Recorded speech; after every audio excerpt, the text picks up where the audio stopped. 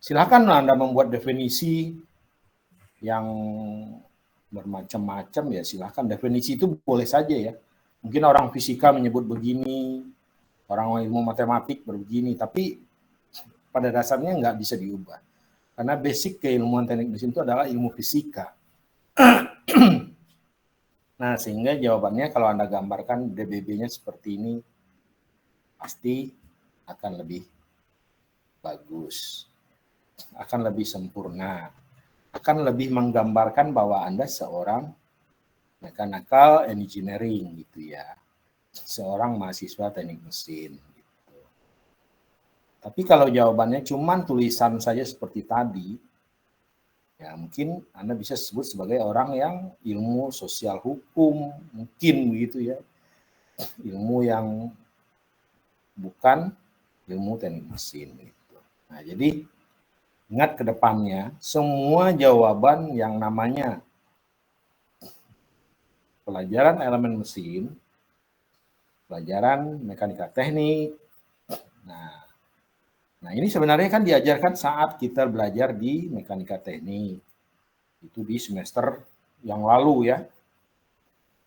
Nah, harusnya ini akan terus dipahami dan terus ke depannya, karena tidak boleh melupakan ini, mengabaikan ini, karena dalam mata kuliah elemen mesin yang akan kita bahas saat ini, momen dan torsi ini tidak lagi saya jelaskan, tapi sudah menjadi sebuah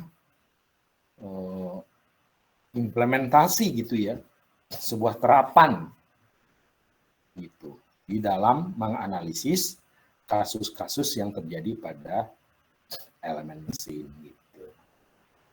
Terus soal nomor 2 ya.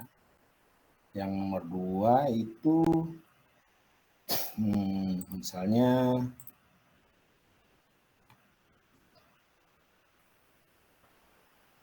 ya. Nah, ini. Nah, tegangan. Nah, iya. Ya.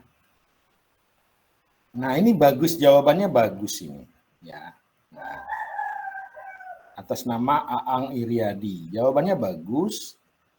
Tegangan normal atau tarik atau tekan adalah tegangan yang sebenarnya gaya yang tegak lurus terhadap bidang. Tapi kurangnya gimana? Tidak ada gambar DBB gitu ya. Nah, ini bagus, jawabannya bagus. Gitu. Luas penampang terhadap bidang. Tegangan normal dibagi dua, yaitu akibat gaya aksial dan akibat momen lentur. Nah, tapi kita nggak tahu kasusnya seperti apa. Beda antara tegangan normal dengan tegangan lentur. Nah, jadi menyuruh orang untuk menghayal, ya. Kalau orang sudah menghayal, ya kalau ilmu teknik itu bukan hayalan ya, dia ilmunya eksak. Jadi dia pasti.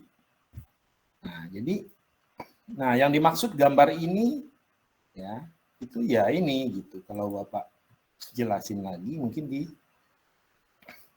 sini gitu ya. Nah, ini yang dimaksud gitu.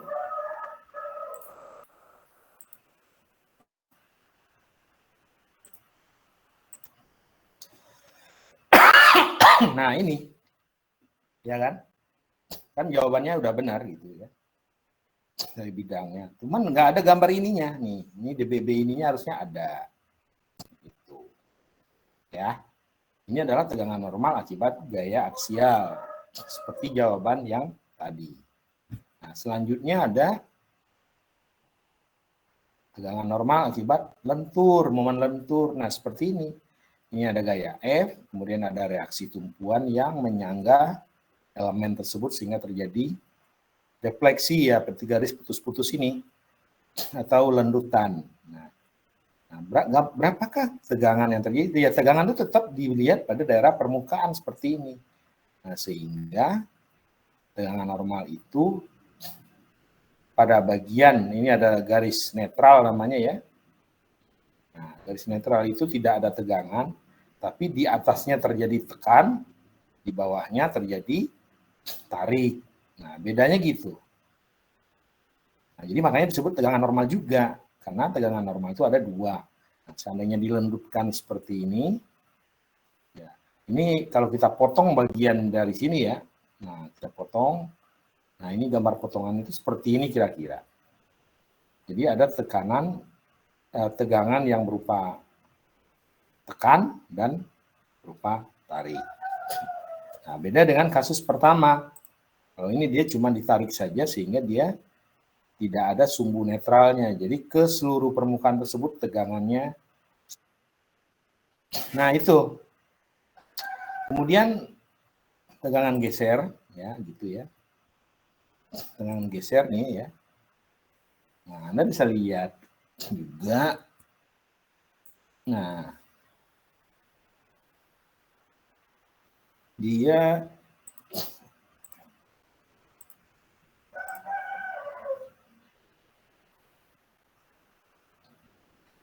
nah ini ya.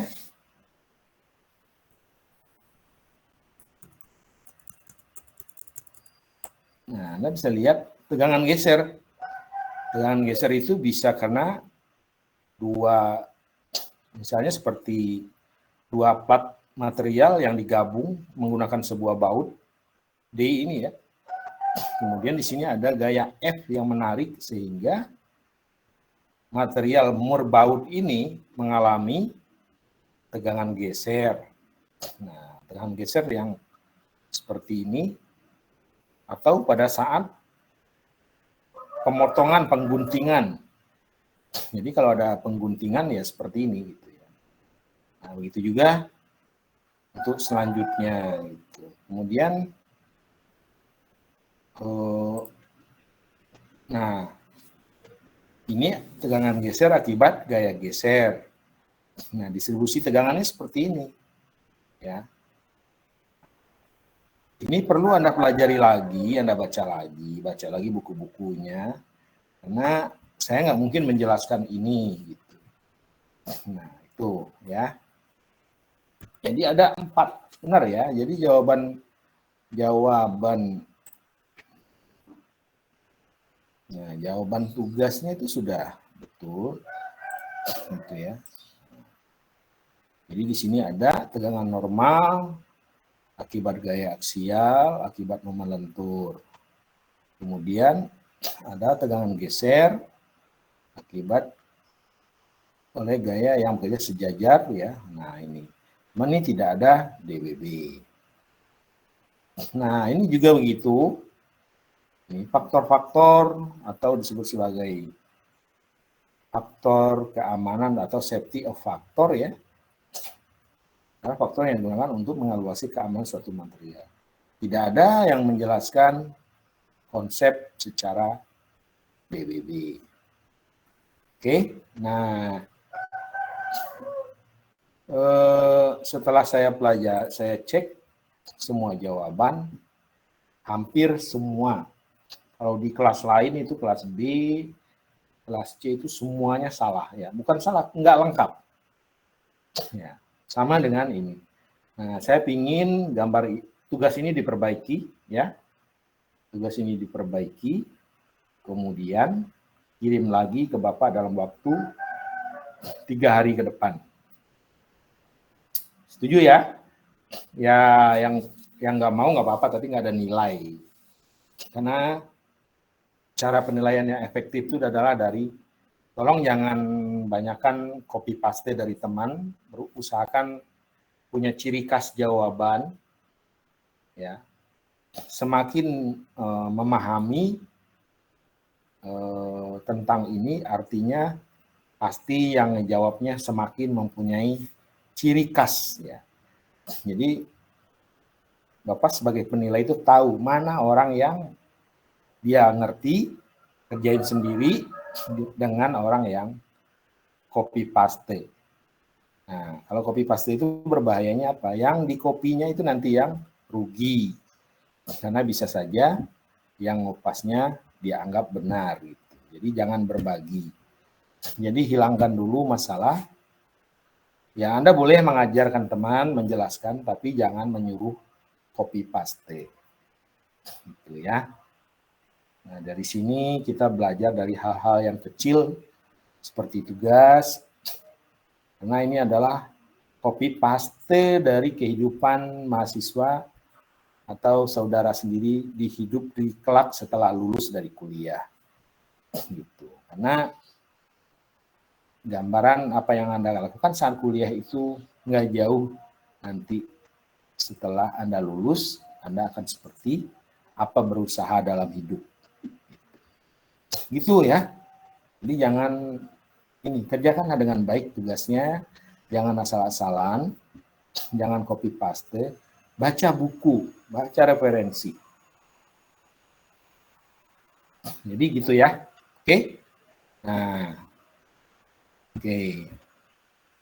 Ya mungkin sekian dulu dari arahan tugas ini, dikerjakan kembali, dikumpulkan dalam waktu 3 hari ke depan. Ya, setuju ya? Nah, iya Pak.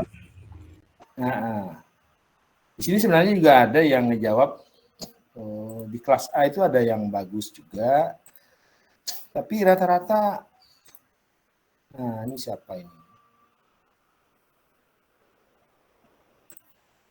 Nah ini juga ada Muhammad Adib Arifin, ya Muhammad Adib Arifin. Ada nggak orangnya? Hadir. Nah ini, ya. Nah ini kan kurang ya. Ini ada P, tapi tegangannya yang mana? Ini P-nya ada, A-nya nggak ada. Jadi kalau kita membuat rumus sigma sama dengan P per A, ya sigmanya harus ada. Di mana sigmanya? A-nya yang mana? P-nya yang mana gitu ya. Jadi yang lengkap gitu. Nah ini juga gambar ini untuk apa dibuat gitu. Sementara di sini harusnya ada gambar baut, di mana baut tersebut mengalami tegangan geser. Itu. Nah, ini FU-nya yang mana, FI-nya yang mana gitu. Nah, yang seperti itu. Ya. Oke. Jadi diperbaiki. Oke, nah sekarang karena waktu berjalan, mari kita masuk ke materi yang kemarin sudah di-share tentang rem ya.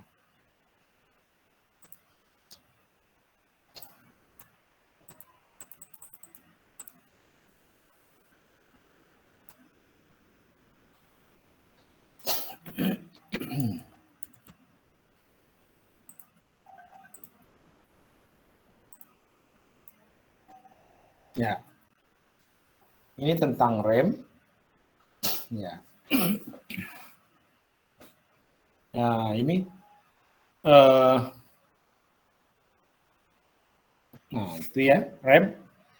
Mungkin kita tidak asing ya dengan kata-kata rem. Rem itu adalah elemen yang berfungsi ya, untuk atau semacam piranti untuk memperlambat atau menghentikan gerakan roda. Nah, gerak roda yang diperlambat secara otomatis gerak kendaraan menjadi lambat, kan gitu. Ya. Nah, ini rem merupakan salah satu komponen yang dirancang untuk kendaraan. Salah satu ya kendaraannya, jadi enggak semua. Rem itu banyak. Ada beberapa mesin-mesin yang seperti alat pengangkat, alat mesin-mesin proses-proses produksi yang menggunakan rem. Ya. Tapi yang paling sering diaplikasikan dalam kendaraan bermotor karena ada yang berhubungan dengan keselamatan manusia ya. Itu makanya rem dibuat. Nah, kemudian ilustrasi di bawah gambar ini merupakan sebuah rem yang sangat bermanfaat, ya, sangat berguna. Nah, apa sih rem itu sebenarnya apa gitu ya? Apa sebenarnya rem itu? Nah, kita bisa melihat, nah, yaitu, nah, pada prinsipnya rem itu adalah bekerja dengan cara menyerap energi kinetik ya, pada kendaraan yang sedang melaju, kemudian merubahnya ke dalam bentuk energi panas atau gesekan. Panas yang terbentuk akibat gesekan dibuang ke udara sekitar rem. Nah, gitu. Jadi sebenarnya apa? Dalam ilmu termodinamika kita belajar tentang konsep konversi energi. Ya, misalnya ditanyakan oleh Pak Arifin, siapa termo kalian siapa yang ngajar? Pak Jojo, Pak. Pak Jojo. Nah, Pak Jojo nanya, apa itu generator gitu kan? Generator itu adalah alat konversi energi yang merubah energi mekanik menjadi energi listrik, kan gitu. Nah, sama kayak model apa itu motor listrik, nah, kan gitu. Motor listrik adalah energi alat atau suatu alat yang merubah energi listrik menjadi energi mekanik, putaran, kan gitu. Jadi terbalik ya antara generator tadi dengan motor listrik, kan gitu. Jadi kalau generator yaitu dari putaran mekanik menjadi energi listrik. Sementara motor listrik itu adalah energi listrik menjadi, nah itu konsep yang namanya disebut sebagai konversi energi. Kalau ditanya bagaimana prinsip konversi energi pada solar cell, ya, energi matahari, yaitu energi panas atau cahaya ya, diubah menjadi energi listrik berupa energi kimia yang disimpan dalam baterai, kemudian dari baterai diubah menjadi energi mekanik, kan gitu. Atau lampu penerangan, energi listrik dan lain-lainnya. Ya gitulah, ya gitu kira-kira ya konversinya. Nah sama dengan kita kembali ke analisis rem ya, definisi rem pada kendaraan kita ya, menyerap energi kinetik. Ya, energi kinetik itu dari mana? Ya, dari kendaraan yang sedang melaju ya. Kemudian merubahnya ke dalam bentuk energi panas, gesekan yang terjadi akibat ke ruang. Jadi ada energi mekanik juga sebenarnya ya. Kenapa disebut energi mekanik? Karena di sini ada gesekan nih, seperti gambar ini.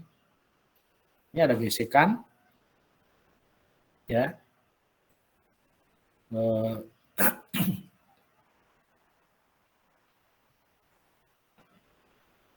Nah, gesekan ini, nah, itu menyebabkan panas.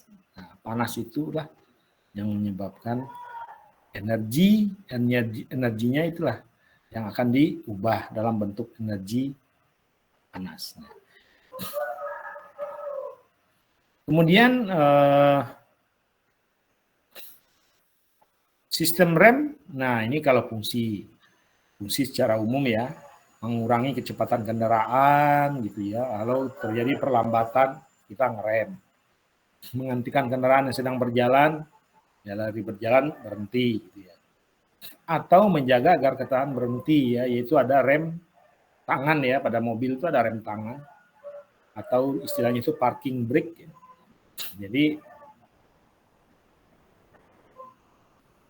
Jadi ada apa namanya, saat dia berdiri parkir rem berfungsi. Nah itu. Nah gambar ini misalnya, ya ini ya,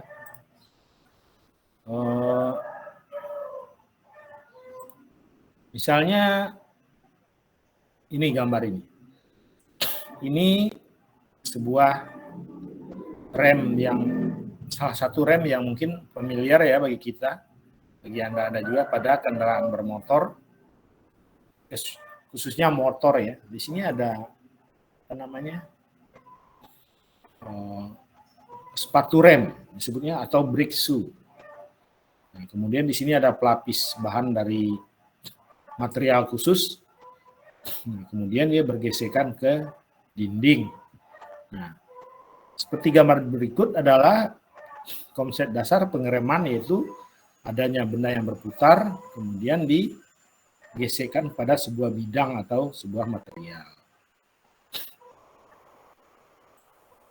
Nah, itu. Nah, ini sebuah ilustrasi juga, ya. Kelihatan ya? Kelihatan, Pak. Oke.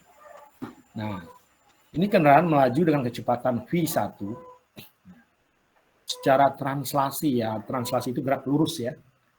Nah, memiliki energi kinetik. Jika tiba-tiba kendaraan berhenti atau melakukan pengereman, maka kecepatan kendaraan sebesar V0.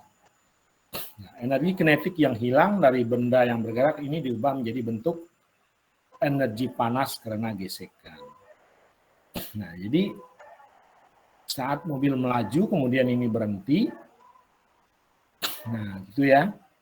Nah, sehingga berapakah besar energinya? Nah, energi itu ya segini, yaitu energi kinetik namanya. Suatu objek yang bergerak pada kecepatan lurus atau melingkar, ya, itu akan mempunyai energi. Nah, ini yang disebut sebagai energi kinetik sebesar setengah mv kuadrat. Massa dikali kecepatan kendaraan tersebut dan dikuadratkan. Nah, gitu. Nah, terus next ya.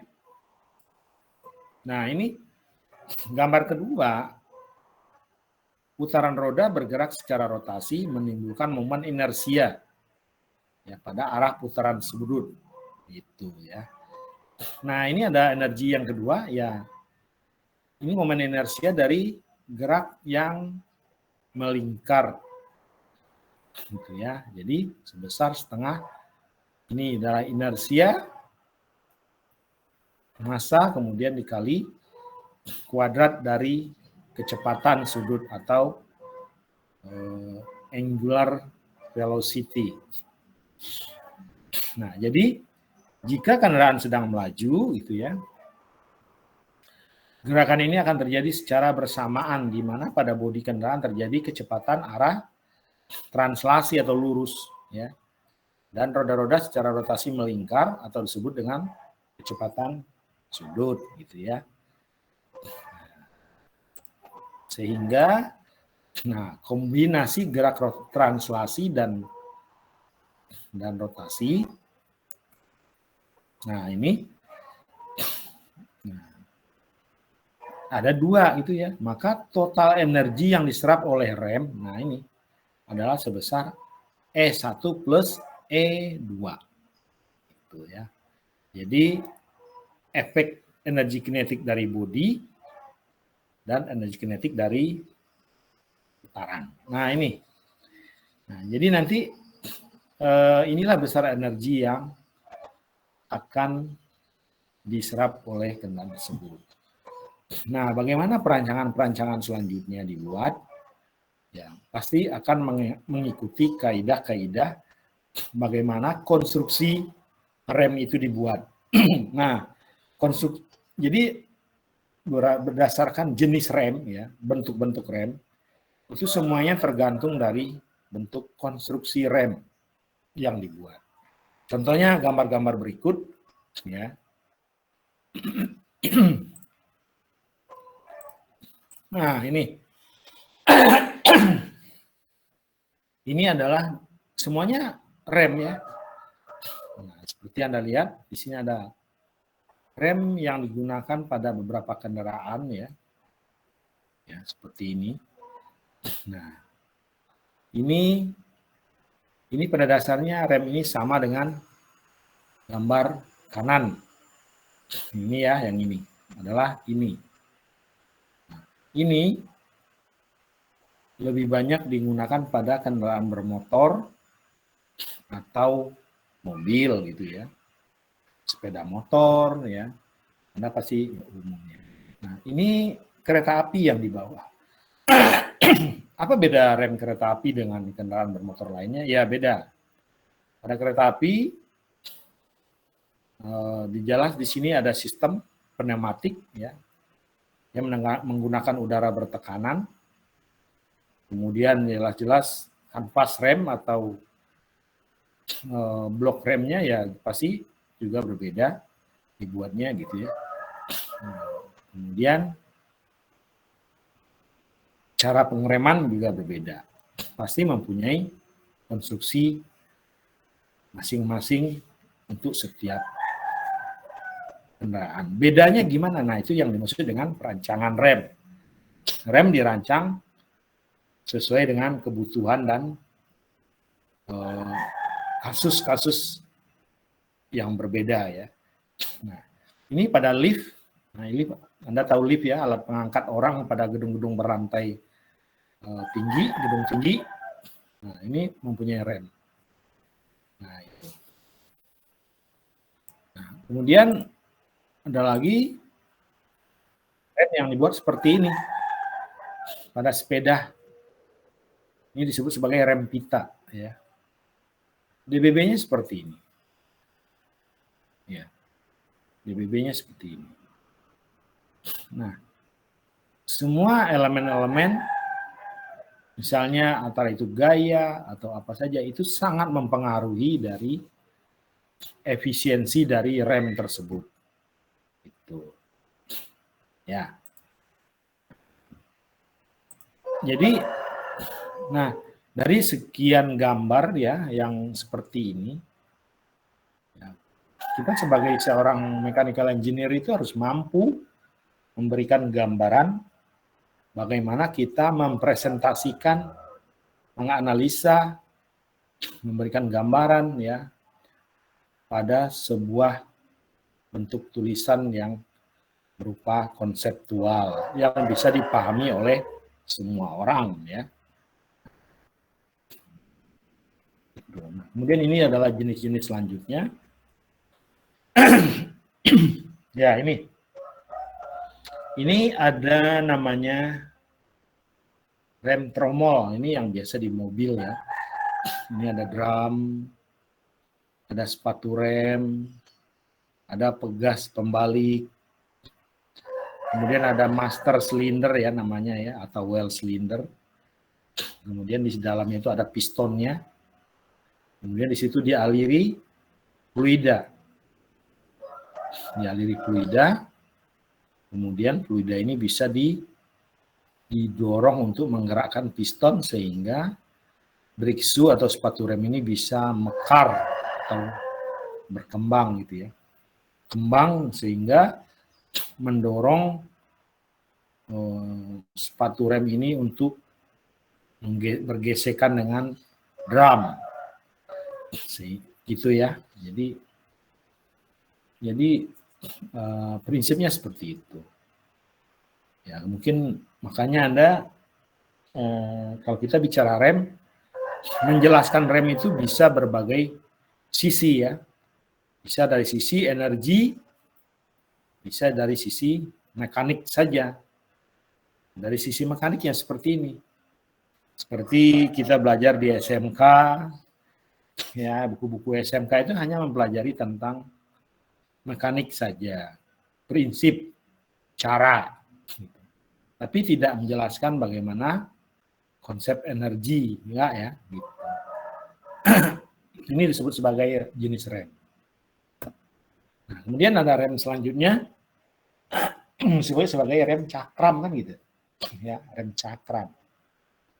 Rem cakram itu juga bentuk dari satu perencanaan, pasti punya kelebihan. Ya. Nah, rem cakram dibikin seperti ini. Ada yang namanya ventilated disc yang ada bolong-bolongnya. Kemudian di sini ada rongga udara. Kemudian ada juga yang tidak ya. Ini tidak ada rongga udaranya. Ini biasanya pada kendaraan motor. Ini biasanya mobil ya, seperti ini. Nah, jadi ada ventilasi. Gitu.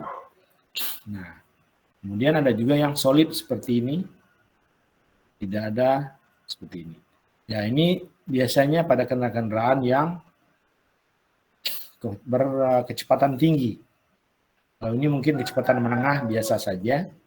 Ini untuk misalnya kendaraan balap ya, seperti formula ya, mobil formula atau motor GP ya. Nah, ini biasanya dibikin seperti ini. Nah, tentu saja mempunyai alasan-alasan ya. Pertama tadi, karena dalam proses pengereman juga terjadi proses namanya konversi energi. Kalau pada proses pengereman sudah jelas bahwa energi mekanik diubah dalam bentuk energi panas atau kalor melalui gesekan kan gitu. Sehingga panas itu harus dibuang secepat mungkin. Harus cepat, karena jika cepat berarti proses pengereman semakin efektif.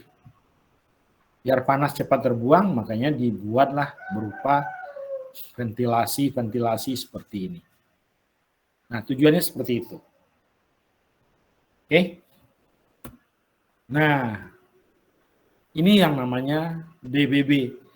Kalau kita mau menganalisa suatu elemen mesin, pasti digambarkan dalam bentuk diagram benda bebas. Jadi ingat ya, ke depannya semua jawaban-jawaban dalam bentuk tugas atau ujian atau UTS harus disertakan dengan DBB. Kita nggak mungkin menggambarkan sebuah DBB, menggambarkan sebuah tulisan atau analisis tanpa DBB. Nggak mungkin. Jadi tolong dibuat DBB-nya. Karena DBB dengan analisis itu harus nyambung. Gitu. Ya.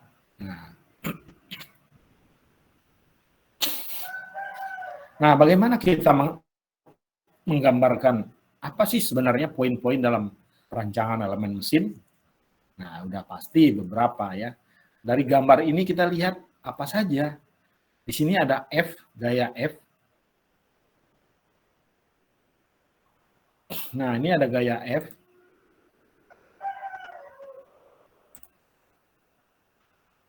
Nah, ini ada gaya sebesar F ya. Gaya F itu, nah ini parameter. Kemudian ada panjang ini. Ya, panjang lengan atau disebut sebagai tuas rem. Nah, kemudian ada bagian ini. Nah, ini bagian ini apa namanya? Nah, disebut sebagai ya, blok rem ini sebagai material khusus yang dibuat untuk bergesekan dengan drum. Ya, ini drumnya. Nah, apa yang menjadi perhatian kita? Ya.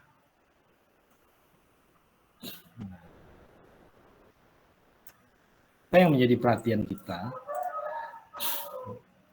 Ya. Adalah garis merah ini.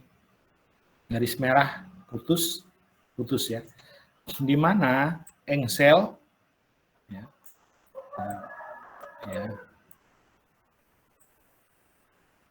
ya, engsel ini sejajar dengan ini.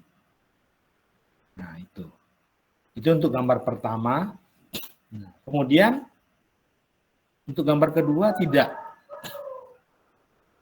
Ini gesekan ini di sini, ini sama, ini sini nggak ada gesekan. Ya.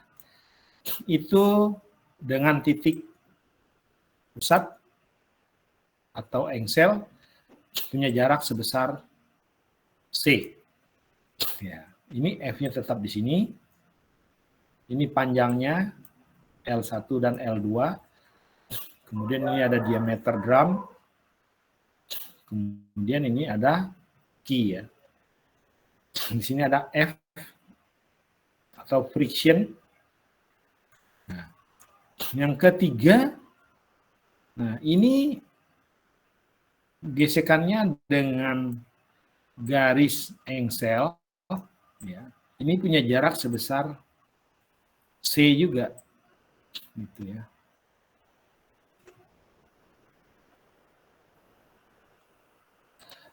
Nah, ini ya.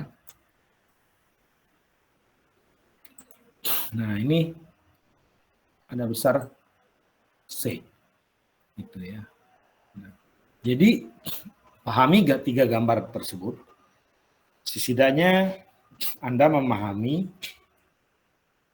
jarak-jarak kenapa dia dibuat sedemikian rupa ya.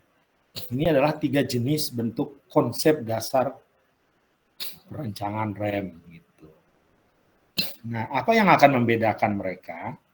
Ya udah pasti hal-hal yang berhubungan dengan jika gaya yang berhubungan dengan jarak disebut sebagai apa tadi? Momen ya. Ada momen. Nah, otomatis momen-momen yang terjadi pada setiap rancangan rem akan mempunyai nilai-nilai yang berbeda.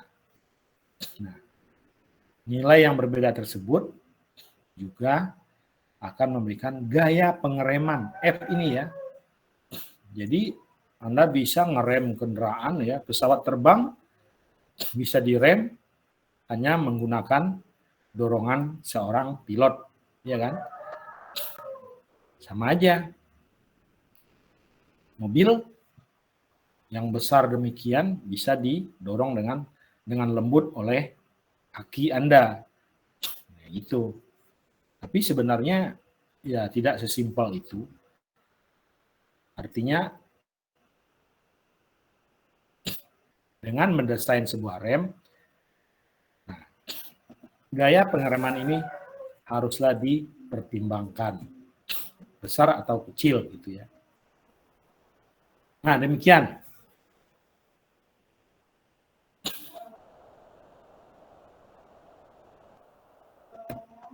Nah, kemudian di sini ya break 5 menit ya.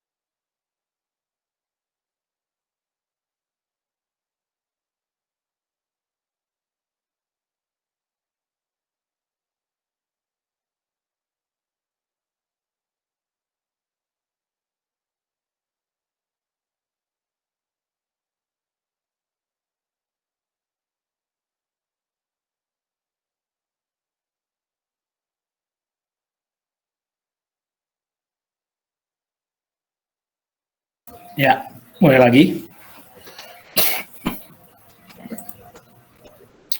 Nah, ini apa namanya?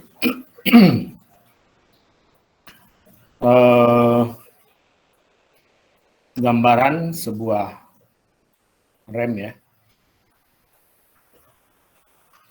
Dari BBB jenis pertama ini ya.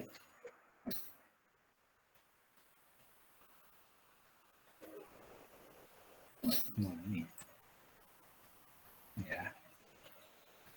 Nah, ini yang jenis mana ini? Ya.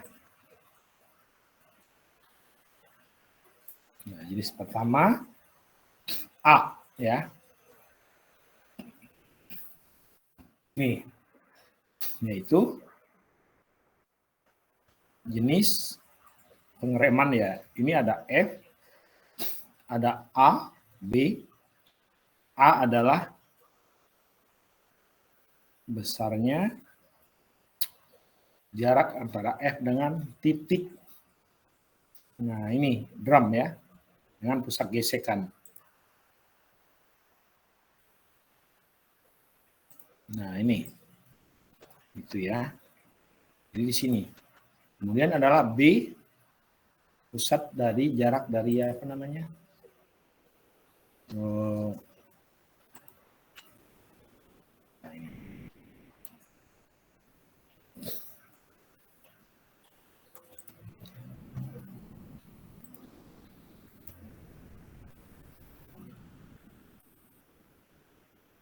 Nah, ini adalah jarak.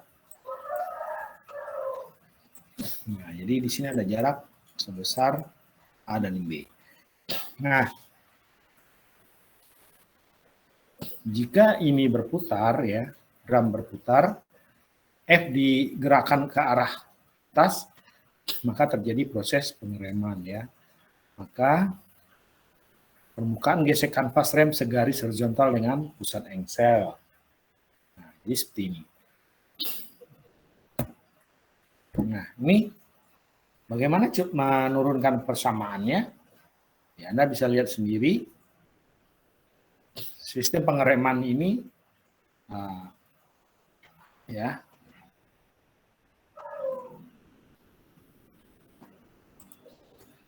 Nah, ini di sini ada dua, membedakan gambar ini adalah arah dari putaran. Satu adalah searah jarum jam atau clockwise.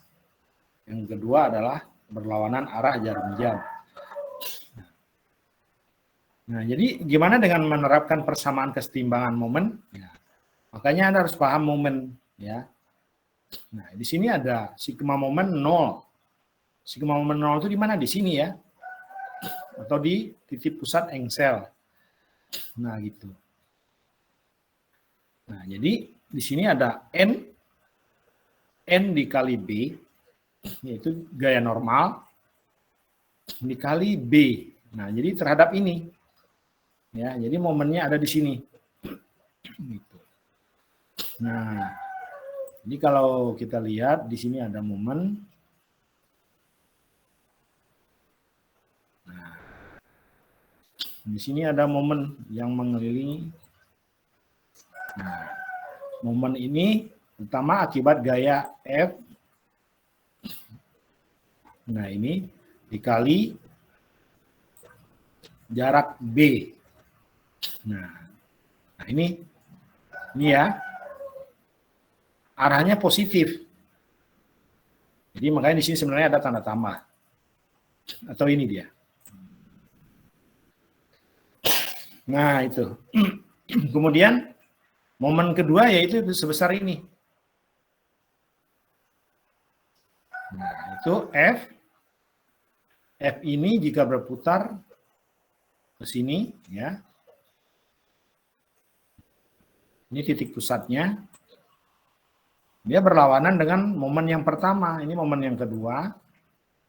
Ini momen yang pertama. Nah, F dikali ini. Jaraknya ke sini. Itu.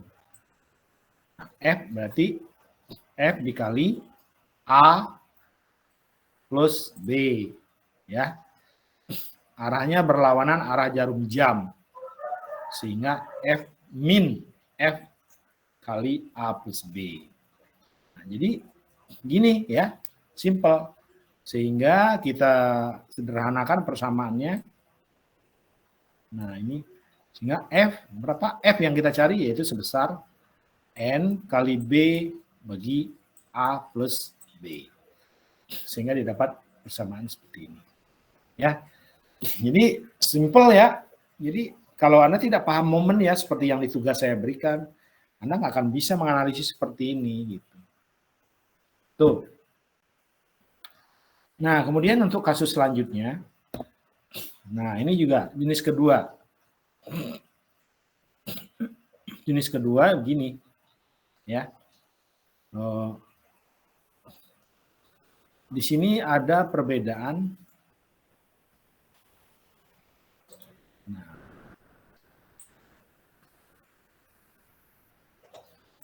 Nah, di sini juga ada beda antara, nah, perbedaannya apa? Yaitu titik pusat dengan ada jarak sebesar C.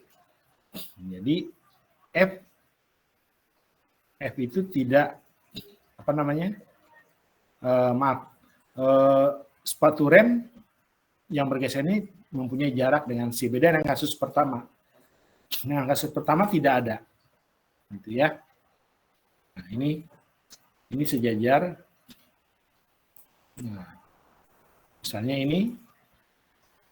Ya. Nah, ini tidak ada jarak antara gaya gesek ini.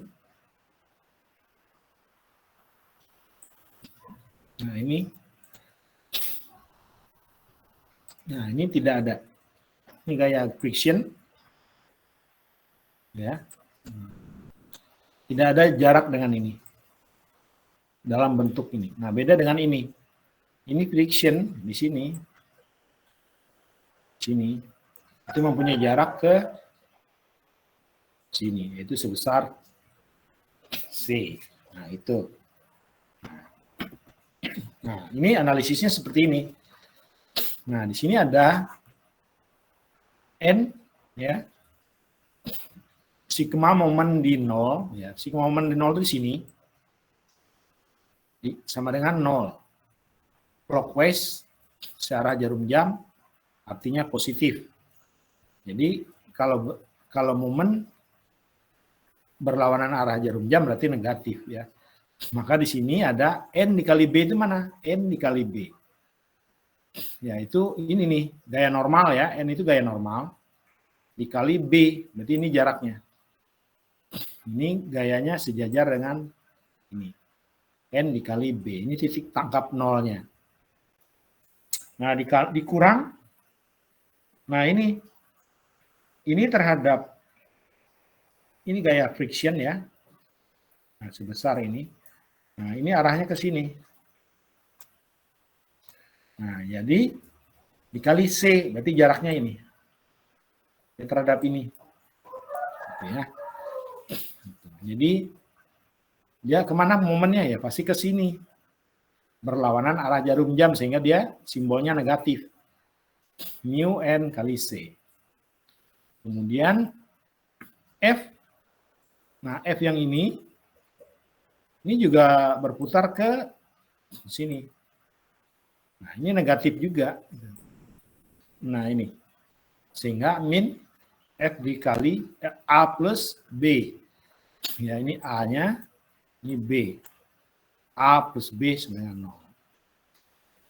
Nah, ini silakan disederhanakan ya. Ya, ini nggak ada ya, ini sebenarnya geser ke kanan dikit ya. Yaitu sebesar F, ya F sama dengan segini atau F N mu C per AC. Ini. Ya, ini cara menurunkan persamaan dari kasus-kasus rem. Ini juga sama jika dia berlawanan arah putaran. Sama aja ya. Nah,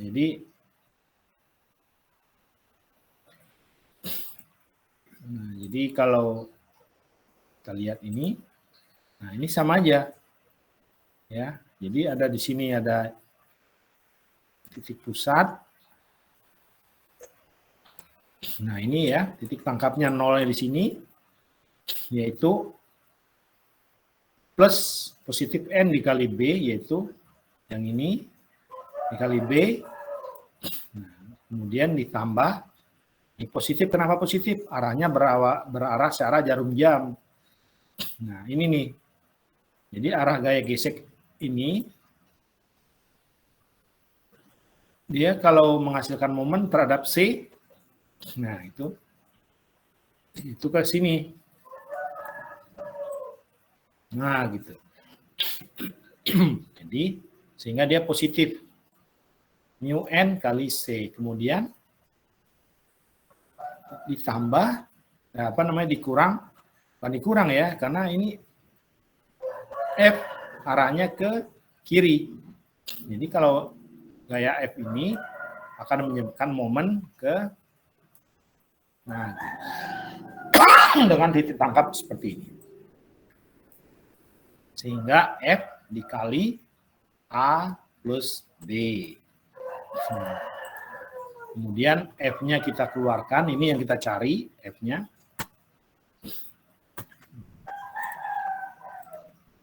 Nah, F-nya yang kita cari, sehingga persamaan jadi ini. Nah, itu. Ya. Ya, saya rasa begini ya cara menurunkan persamaan proses pengereman pada jenis rem tuas. Ya. Nah, terkait dari bentuk mekanik, ya ini tentu saja tidak seperti ini pada kenyataannya ya. Pasti lebih banyak mekanik. Nah, itu kita bahas dalam pertemuan selanjutnya. Ya. Pada jenis-jenis selanjutnya ya ada ya. Silakan dibaca dan dipelajari di catatan yang saya berikan atau buku-buku yang mendukung literatur pelajaran elemen mesin ini gitu ya.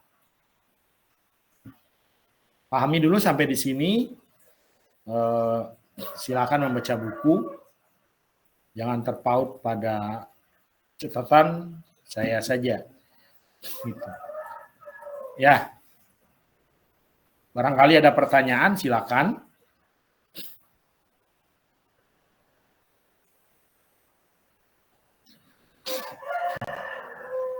Kalau tidak ada pertanyaan, ya